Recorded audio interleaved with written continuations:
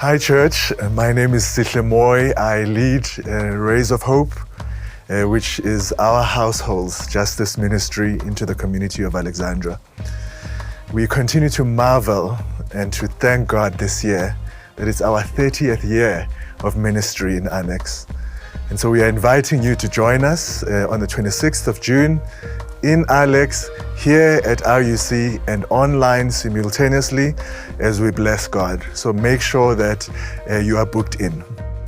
This year so far has been about two things. Firstly, getting our established programs up and running again in this strange normal. And then secondly, responding to the humanitarian crisis around us in Alex. And so our regular programs are running quite well in our three focus areas. So the vulnerable are being looked after, whether it's orphans or the grannies or the sick.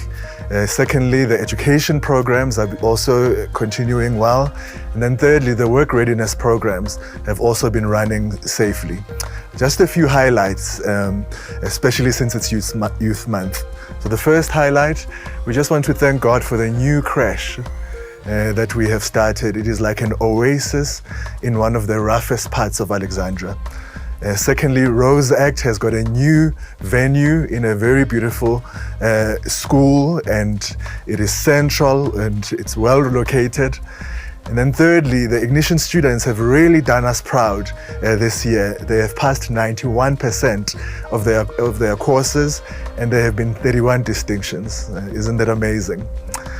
And so in terms of responding to the crisis, we have partnered with over 30 NGOs to tackle some of the biggest challenges that the community faces. We have been feeding the hungry, addressing mental health challenges, supporting the victims of gender-based violence and abuse, as well as clothing the naked this winter. So join us as we try and warm up Alex this winter.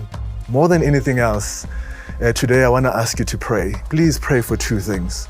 Pray for our staff. You can imagine what they have been through over the last year or so as community members of Alex. But on top of that, they have been working with some of the most vulnerable and some of the most broken people in that community.